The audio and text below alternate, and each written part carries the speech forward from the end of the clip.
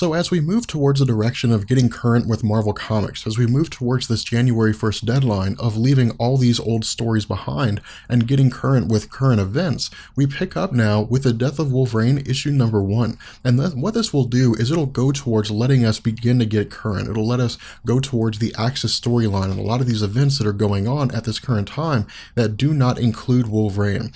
And so what we see as we start this story is that Wolverine is speaking directly with Reed Richards, and Reed Richards is analyzing the bone structure and the physiological structure of Wolverine. And what he tells Wolverine is God help him if he ever were to get a concussion. And the reason why is because in order for a concussion to be relieved, a portion of the skull has to be cut out in order to allow the brain to expand and to allow the swelling to go down. But because Wolverine has an adamantium or has adamantium lacing his bones, this would be basically impossible. And so what Wolverine does is he asks Reed Richards to lay it out for him, to basically explain to him what's going on. And what Reed Richards says here is that Wolverine's healing factor is effectively lost, that it seems to be gone entirely. Now, if you guys want to know the events behind why Wolverine had lost his healing factor, we can, of course, do a Marvel Explained video about Wolverine, and we can discuss this topic. But for the most part, I guess as a quick rundown, Wolverine was basically exposed to a microvirus that has, in fact, suppressed his healing factor. It actually hasn't eliminated it entirely. And so what Reed Richards says here is that the entire structure, the entire physical structure of Wolverine's body was built around the idea that he could heal from anything. He was a prime candidate for the Weapon X program and to have his bones covered in adamantium because his body would be able to heal from this, or at least it would have been able to, but it can't do that anymore. And so what he says is that Wolverine's physical strength, his stamina, and his speed is the only reason why he's currently able to move around. But what Reed Richards also indicates here is that while Wolverine's healing factor allowed him to heal from various wounds, that it was also acting as a suppressor of sorts, and what it was doing was suppressing the radiation in his bones from his exposure to atomic radiation in Nagasaki. And so again, without this healing factor, that his body will begin to undergo the process of effective radiation poisoning. But what he also says is that when Wolverine had popped his claws, that most likely he had been exposed to all different kinds of bacteria, to say nothing of the blood of other people that he had on his claws whenever his claws were brought back into his body again. And so who knows? No one really knows what kind of substances, what kind of diseases Wolverine may currently have at the moment. Now, what Reed Richards also says is that he can solve this problem for Wolverine, but it would require that Reed Richards speak with Tony Stark, with Hank McCoy. But what Wolverine says here is he's already talked to those individuals, and that Reed Richards was the last genius on his list. Now, Reed Richards, as he says, doesn't really take this personal because they haven't been very close, but he tells Wolverine that he can solve this problem for him. He can figure out what it is that can, that can be done to eliminate this virus inside the body of Wolverine and reactivate his healing factor, but it'll take time. That Wolverine is going to have to stop fighting, that he's basically going to have to lay low for a while. But Wolverine says this is not an option. And the reason isn't necessarily because Wolverine wants to go out and fight people, but it's because once the world begins to realize that Wolverine doesn't have a healing factor anymore, that people are going to start putting contracts out on him. The people that want to see him killed are going to try to get other people to have him killed.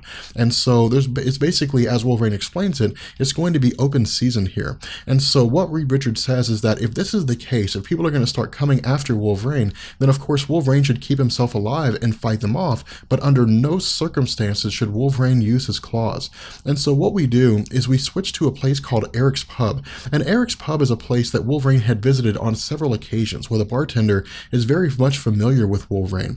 And what the bartender tells Wolverine is that he hadn't seen him for quite some time, and he asks him whether or not he wants a beer or not. Now Wolverine says to give the bartender the whole bottle and not a glass, and he asks for a couple of rags as well as his phone. And what we see is that as Wolverine is sitting down at the bar, that he uses the alcohol to wrap some, or to pour on some bandages and to wrap his hands with those bandages, indicating that he's trying to heal the wounds on his hands where his claws come out. But what he also does is he picks up the phone and calls someone. Now we don't know who this person is, but it seems as though there's somewhat of a relatively friendly conversation going on here. Wolverine and this person, of course, are talking about Battlestar and so on and so forth, but as Wolverine begins to converse with this person, what we find out is that Wolverine is not going to tell this person where he's at, and the whole reason why he had called them was because he just wanted a friendly conversation. And so what happens here is Wolverine hangs up the phone, and Wolverine tells the bartender that he'll take a glass after all, that he'll take a shot of beer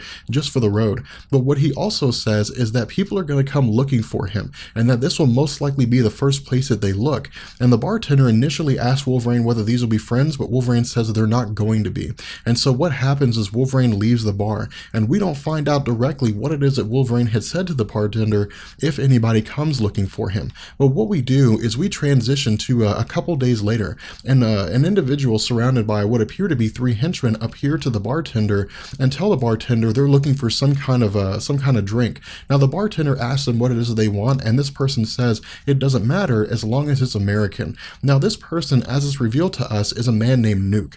Now Nuke was a person who had been created during the Vietnam era, but had been created to more or less be a Vietnam era version of Captain America.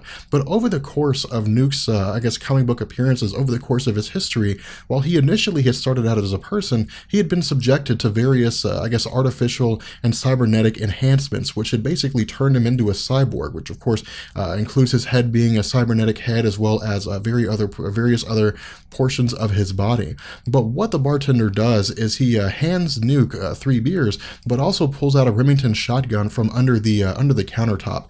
And what Nuke does is he hands the bartender $200, and the bartender asks him what is it for, and Nuke says that 16 of the dollars are for the beers, and the rest of the money is for the gun that's going to have to be repurchased when Nuke grabs the barrel of the shotgun and bends it. And so what he tells the bartender is that they're looking for someone. They're looking for a shorter guy who calls himself Logan, and that this would be the kind of place that he would hang out at. And he asks the bartender whether he's seen him or not. Now the bartender says yes. He says that he's seen Logan, that he's gone, but that Logan also said that these people would come for him, and that honestly there's probably no way they could catch up to him in time. But again, when Nuke asks him whether or not Logan had said anything else, the bartender hands him a piece of paper that Logan had left him, and when the piece of paper is unfolded, it has an X on an island indicating that Wolverine is inviting these individuals to come and find him. And so what happens is we transition to Nuke alongside his 3 henchmen as they're analyzing the island, and what they see is that there's some kind of a boat that's been, that's tied to the docks here, most likely a boat that Wolverine had used to get to this island. And so what we see is that Nuke tells one of the henchmen to get on a raft and to go check out the boat. And as the henchman is analyzing this boat, as the henchman is going through and looking at this boat, he boards it, and then the boat suddenly explodes. And so we transition back to Nuke, who says that's why you only have one person check out the boat, so you don't lose your forces all at one time. But then we begin to see that the boat that they're currently standing on starts rocking back and forth, most likely because it's being attacked, but then the boat begins to sink, indicating to us that most likely Wolverine has used his claws and attacked the boat from underneath.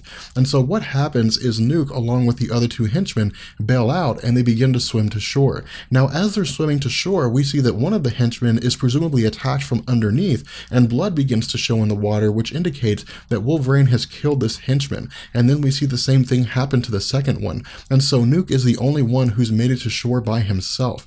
And so what happens here is that once he gets to shore, he looks up and he realizes that there are a litany of bodies spread all over the place. Now, some of these bodies are cybernetic, some of these bodies are human, but most of their faces are covered up. However, some of them appear to be part of the same group, indicating that maybe they had all arrived here at the same time. And indeed, this is what Wolverine says when he appears behind Nuke. He says half of the people here had taken each other out just trying to get to Wolverine. They were most likely fighting over over whatever it was, or the whole reason behind why they were here. And he says the other half died because they wanted to fight instead of having a conversation with Wolverine.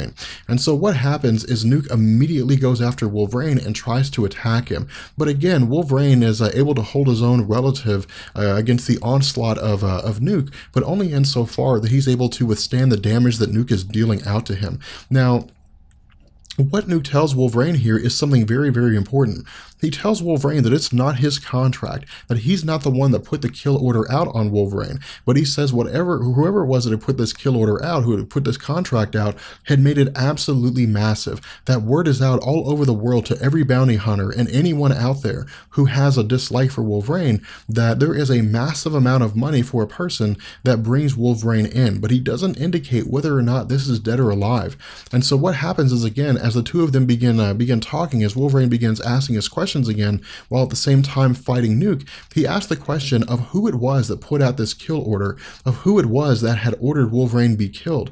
But Nuke says that it's not a kill order. They don't want Wolverine dead, that Wolverine is wanted alive, and that not only is he wanted alive, but anybody who brings Wolverine in dead is not even going to be paid for the reward, that the only way to be paid the amount of money that's being offered for Wolverine is to bring him in alive.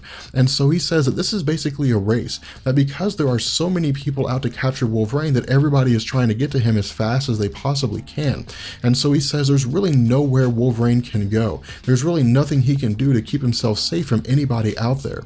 And so again, what he tells Nuke here is two things. He tells Nuke, one, that anybody that shows up here is going to die at the hands of Wolverine, and two, that Wolverine isn't any kind of a prize, that this bounty needs to come to an end. And so what he says is that Nuke is going to be the last person that he allows to leave alive, that if anybody else shows up coming after Wolverine, that they're going to die. Now what he also does is he asks again Nuke who it was that had done this. He asks who it was that had set out this bounty, and Nuke says that the contract had come out of Madripoor. And when Wolverine asked who it was that had issued this contract, Nuke refers to this person as the individual who's running Poison City, that this person is referred to as the Green Queen, indicating to us that the person who would most likely put out this bounty on Wolverine is Viper. With that being said, we're going to go ahead and bring this video to an end. I hope you guys enjoyed it. If you did, let me know, and I will catch you guys later. Peace.